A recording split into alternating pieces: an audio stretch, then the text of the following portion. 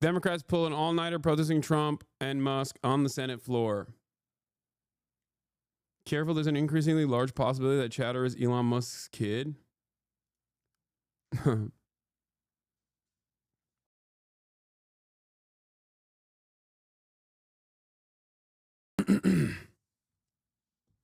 Is Charlie Kirk so successful on TikTok because he's convinced right-wingers that they are the party of the working class? I mean, it's just the algorithms have boosted him. And it was most likely to get a guy who's in Trump's ear, who's in Trump's orbit, to feel safe about TikTok. And they succeeded. TikTok opened up the algo faucet for the likes of Charlie Kirk. Charlie Kirk popped off big time. Donald Trump got a lot of benefits off of TikTok. It's not just TikTok, of course. I think all social media platforms have been pumping right-wing comments, right-wing commentary, like flooding the marketplace with unrestricted right-wing commentary for quite a while.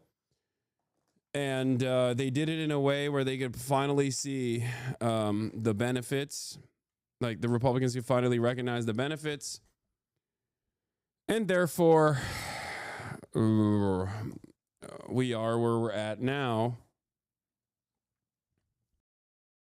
where the right loves TikTok. Trump loves TikTok.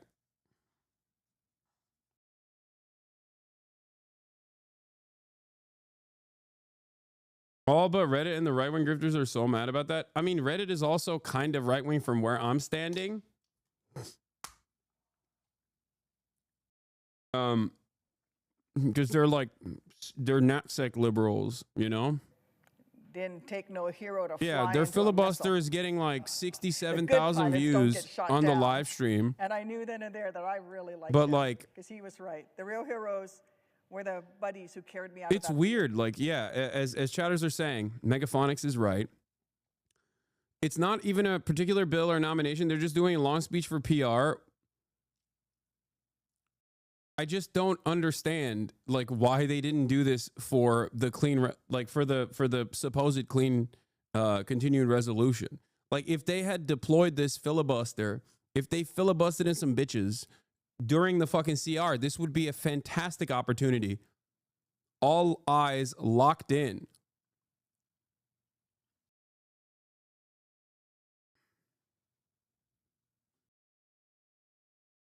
This would be great. This would be the right opportunity. Megaphonics is right. Now say April Fool's please, or we'll never hear the end of it. I mean, he's right. When he's right, he's right. I'm fair, man. I call balls and strikes.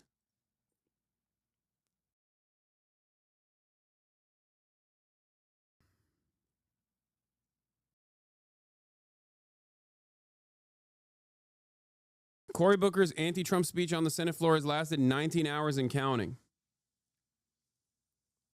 It just doesn't, I don't know.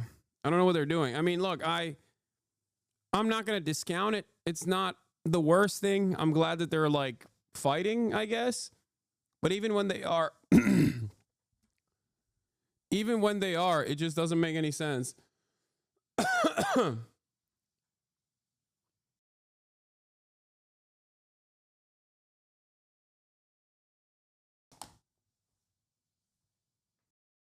I got to pee again. Let's talk a little bit about while you were sleeping. It all started about, 11 hours ago. It looked just like that. Cory Booker, the senator from the state of New Jersey, started a marathon speech, and he made it very clear. He said, I'm going to keep going as long as I'm physically able. And what he's doing, and is doing live right now as he puts on his glasses, is he's talking about the actions taken by Donald Trump over his administration thus far. Not happy about any of it. But keep in mind, he's part of the Democratic leadership in the Senate, and Democrats are under pressure from their base to do more to stand up to Donald Trump. How does this work? So he's standing up against Donald Trump, even though Donald Trump is down the street. Do the senators all have to be there? Nope. They have to stay there all night? No, it's not even blocking any Is he speaking to anyone? Nobody. So he just wants national Maybe attention. he has a few fans. Well, there are a couple other senators who occasionally ask him questions, and he yields the floor. But by yielding for a question, then he still controls the floor. This is not a filibuster, by the way. So here's what did you miss last night when you made that dumb decision to sleep?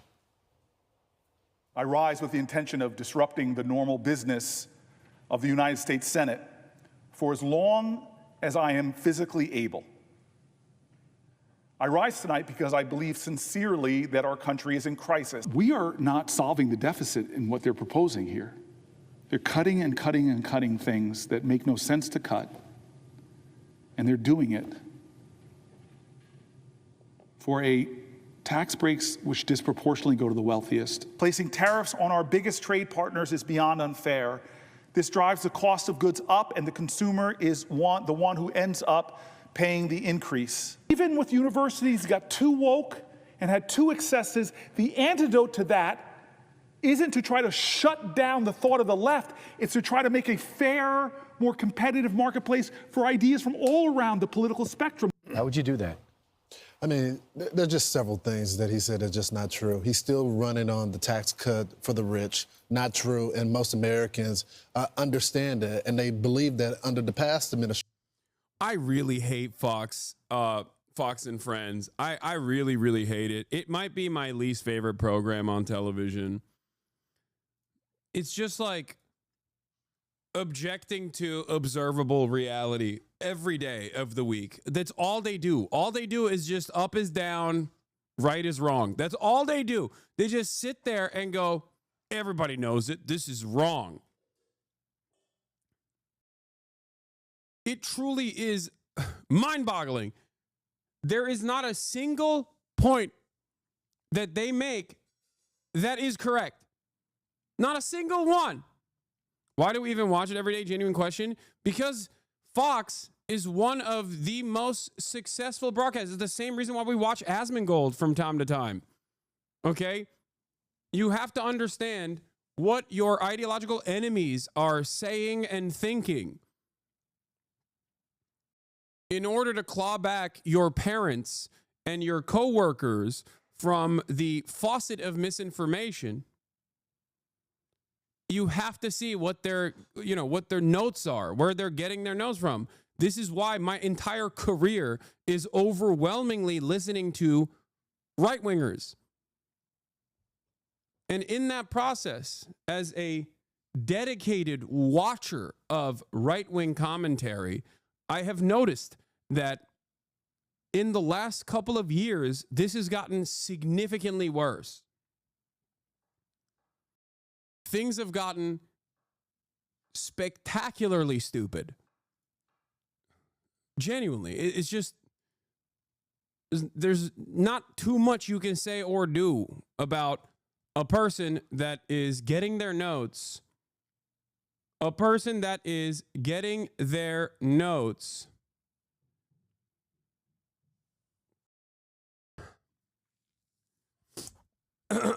from Fox News is not living in the real world. They are living in a made-up universe. They are not, it's just, there's no way that you can have a consensus.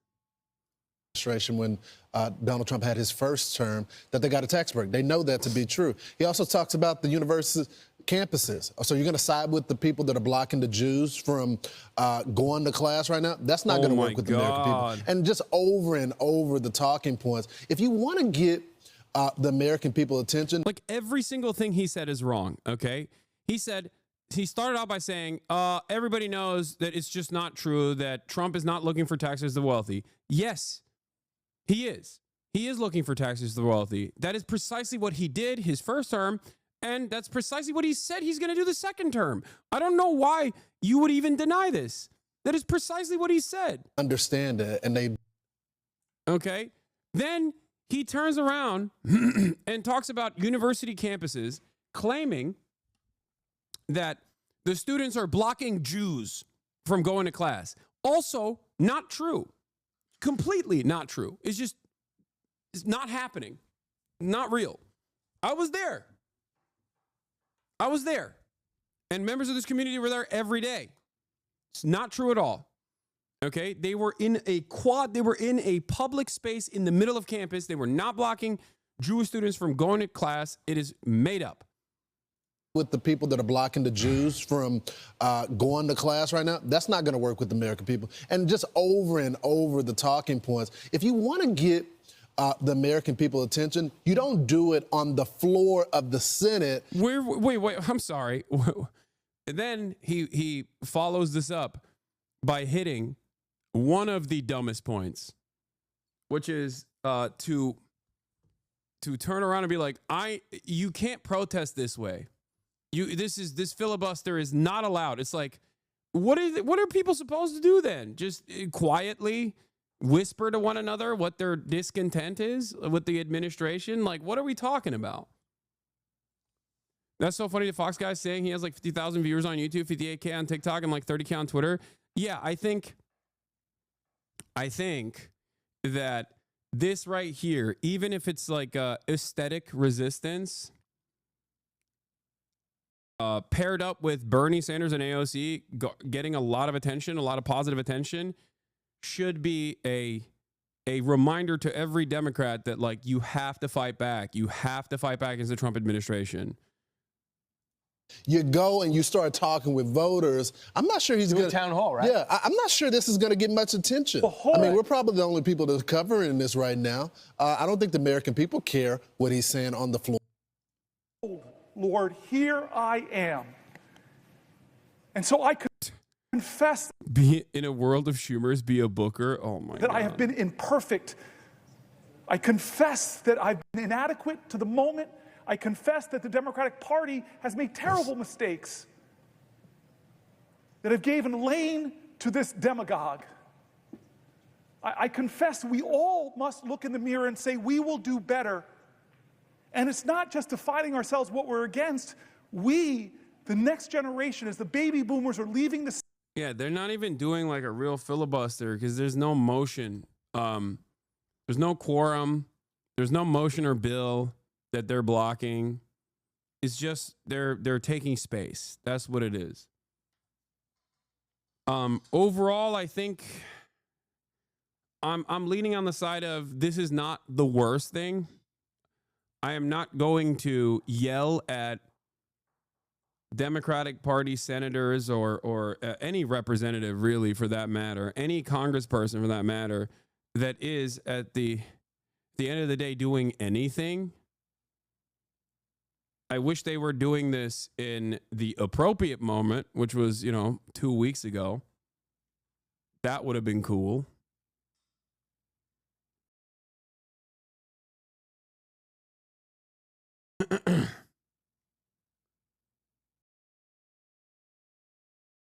And now it's our generation. We have to redeem the dream. We have to excite people again. He, in the highest office of our land, wants to divide us against ourselves, wants to make us afraid, wants to make us fear so much that we're willing to violate people's fundamental rights. We're willing to go after the speech on college campuses. We're willing to go after law firms, go after the freedom of the press. Don't let him do that. Don't become like him. Be an American that says, I look to the future and I'm excited. Yes, things are tough right now. Oh, God. Ay, ay, ay, ay, ay, ay, ay, ay, ay. Ay, ay, ay, ay, ay, ay, ay, ay, ay, ay, ay, ay. It's just like, it's just...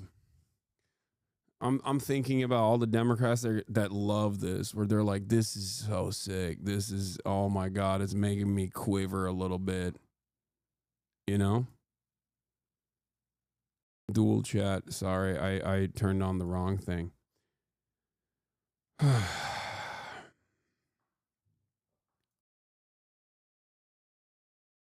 Look, I said the same thing about AOC and Bernie's rallies.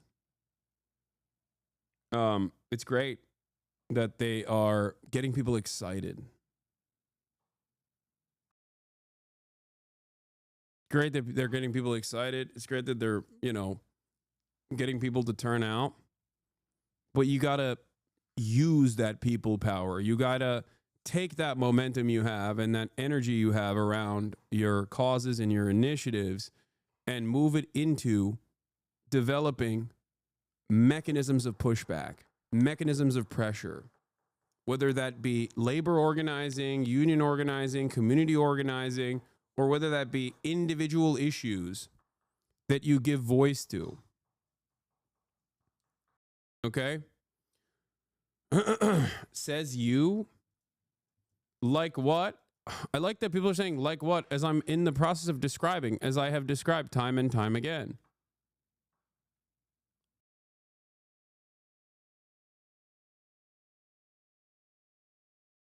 And this is a worse version of what they're doing, what AOC and Bernie are doing anyway. I'm glad that they're doing this, but we need more.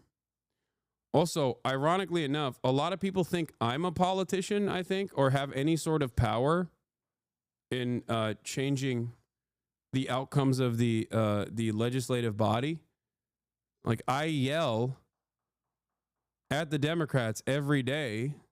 I yelled at the Democrats for capitulating to the Trump agenda and not using the one weapon that they had to push for concessions from the Republicans when they had the budget. I'm not a politician. I'm not within these caucuses. I can't talk to my coworkers who are also politicians and get them to be on board.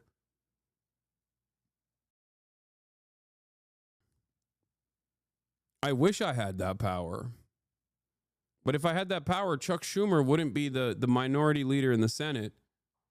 And even if he was, he would be listening to me, don't you think?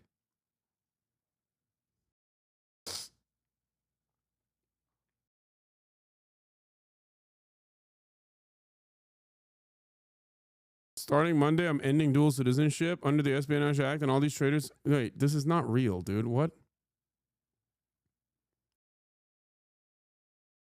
This is not a real tweet, chatter. What are you talking about? Come on. I like, you can immediately tell that that's not a real tweet. People are coming in with like the lowest form of April Fool's tweeting. Thanks for giving me a heart attack. What? How did I give you a heart attack? I immediately told you it's not correct. It's not real. It's not a thing that he posted. Baits are getting worse. That's a recession indicator. True. They're hard, they're scary, they're hurting, but we can overcome this. Our American history, if it's nothing else, American history, if it's nothing else, it is a perpetual testimony to the achievement of impossible things against. First of all, Trump would never end dual citizenship because that would mean he would have to end dual citizenship with Israel, okay? And he would end his own life before he would do that. Give me a break.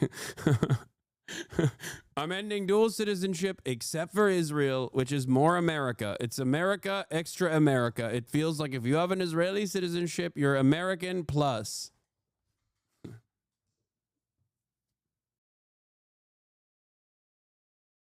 It's like we have Americans and then we have extra Americans.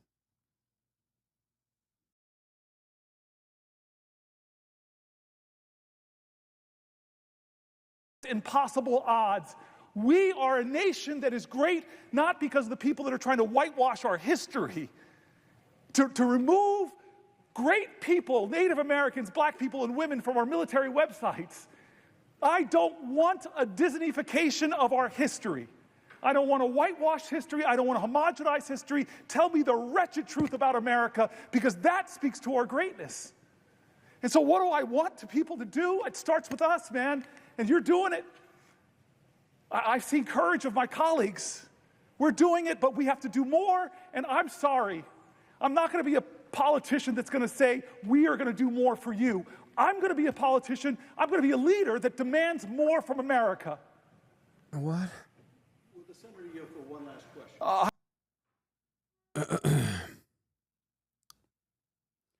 MSNBC spoke to Columbia students about Trump's attacks on academic freedom.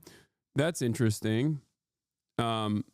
It's especially interesting because MSNBC itself, with like Morning Joe, was actively daggering Columbia students and demanding that this basically happen. You know what I mean? What the Trump administration is doing those were the desires. Those were the fucking desires of Morning Joe. Directly. They spent every morning talking to Greenblatt. Oh, God. My mom loves Cory Booker. She just texted me. Oh, no. All squishy liberalism is back.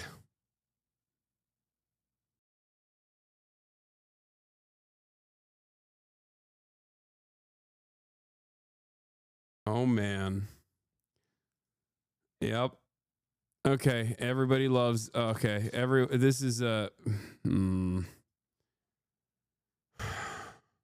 think people are so unimaginably desperate for any kind of motion, any kind of change, any kind of movement, whatsoever from the Dems that like this is enough for them to get like libbed up on it. She is right. You are wrong on this.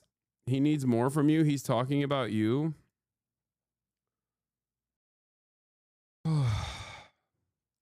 Dude, what do you want me to do? Actually, like, do you want me to do acts of violence or something? Like, what are you talking about? I go to fucking protests. I fund resistance networks in general.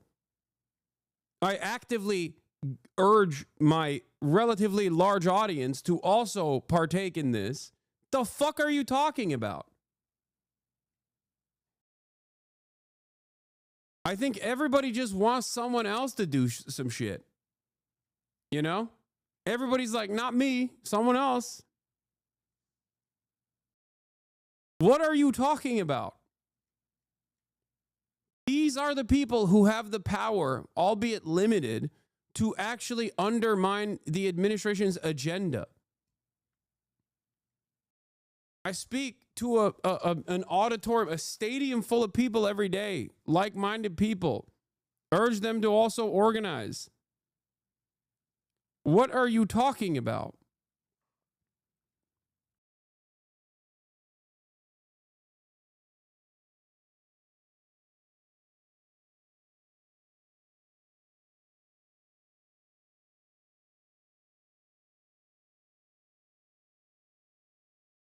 More right now. I think he just wants to be relevant. Yeah, I it's think thirsty. that the progressive group has gotten so much attention lately.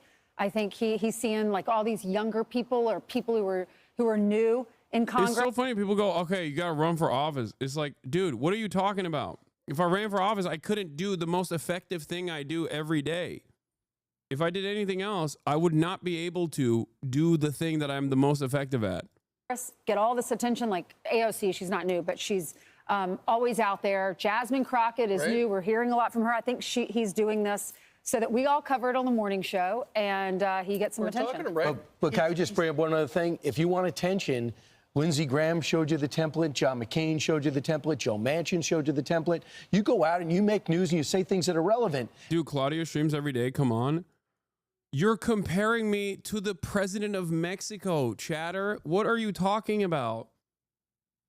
She wasn't a streamer that became the president of Mexico. She became the president of Mexico and is using the pre-existing streaming network that she has surrounding her. What are you talking about? This is not. You have to be Joe. It was a joke. Okay. Oh my God. I can't tell because I feel like people are so stupid.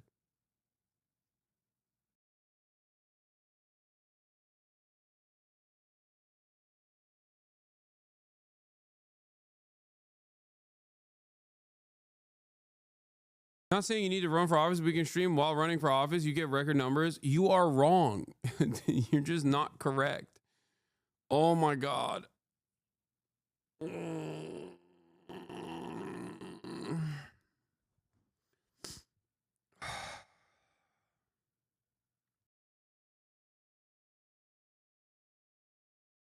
This is what I mean. People are just like, it's fine, Hasan. I'm lazy. Dude, I fucking stream 8 hours a day. I do agitprop 8 hours a fucking day, 7 days a week. Motherfuckers are like, bro, you're straight. You're just lazy. That's why you won't do more. No, you all at the end of the day still believe in a singular person being a leader that is going to be that is going to change everything magically.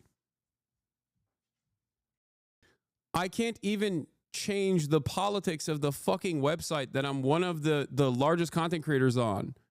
What are we talking about?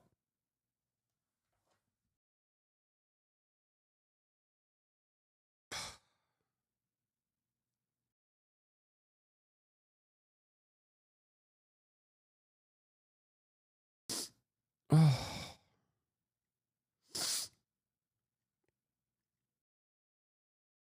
And then all the reporters follow you around, Hillary Vaughn and everybody else. They go, okay, we got to get this interview. But just doing a filibuster saying, I really have no agenda, I'm just going to rail against the administration overnight. It's like I'm volunteering to do something when no one's watching. Right. So congratulations. I don't know who your PR guy is, but just go stay active. He has been active. He's been going at it for 11 hours and 12 minutes. Today. But if he wants to break the record, he's got to go another 13 hours because Strom Thurmond actually broke the record. He holds the record. He talked, filibustered, for 24 hours and 18 minutes back Remember in Nancy Pelosi 1957. Right. Strom Thurmond, was railing against the Civil Rights Act. Remember when Nancy Pelosi did it in those like 4-inch high heels all night? Right. That's a workout. But I will say this, next hour, we will play that Strom Thurmond filibuster. We'll play the whole thing top to bottom. Why is he laughing? Why are you laughing? You think that's funny? Segregationist Strom Thurmond's filibuster? What was he filibustering? Funny, huh? Why is that so funny to you? That's a funny joke? That's crazy. I'm sorry. A black news commentator on Fox News laughing about this douchebag being like, oh, yeah, segregationist Strom Thurmond's filibuster is actually the record-breaking filibuster.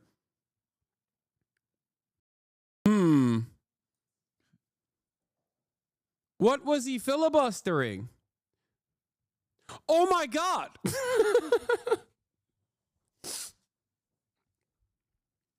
How funny. Oh, that's right. He was doing a filibuster intended to prevent the passage of the Civil Rights Act of 1957. Oh, that's funny. Ha ha ha. Yeah.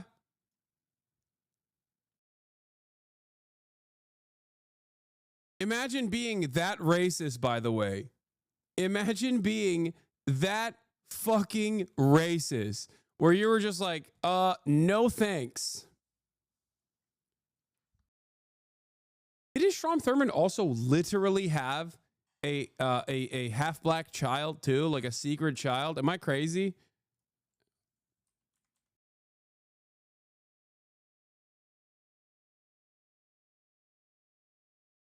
Yeah.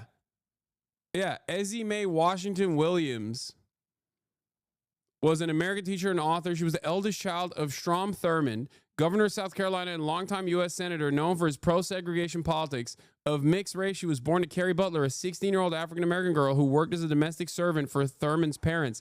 And Thurmond, then 22 and unmarried. Ezzie Mae grew up in a family of one of her mother's sisters. He did statutory rape on a black woman that worked for his family.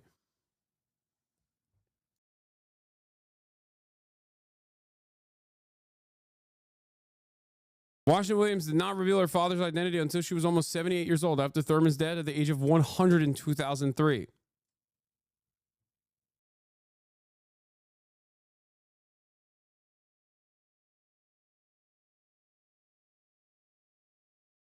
Yep. Hell is not hot enough for demons like this. Yeah, you know who eulogized him, by the way? That guy, this piece of shit. You know who eulogized him at his funeral in 2003?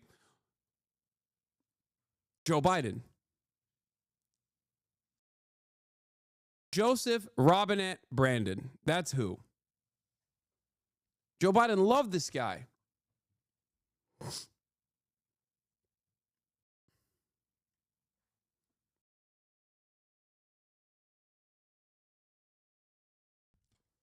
Joe Biden also wrote a lot of the draconian laws that in the 80s, 90s, and onwards destroyed the black community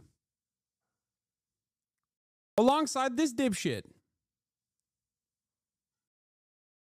American politics is so messed up.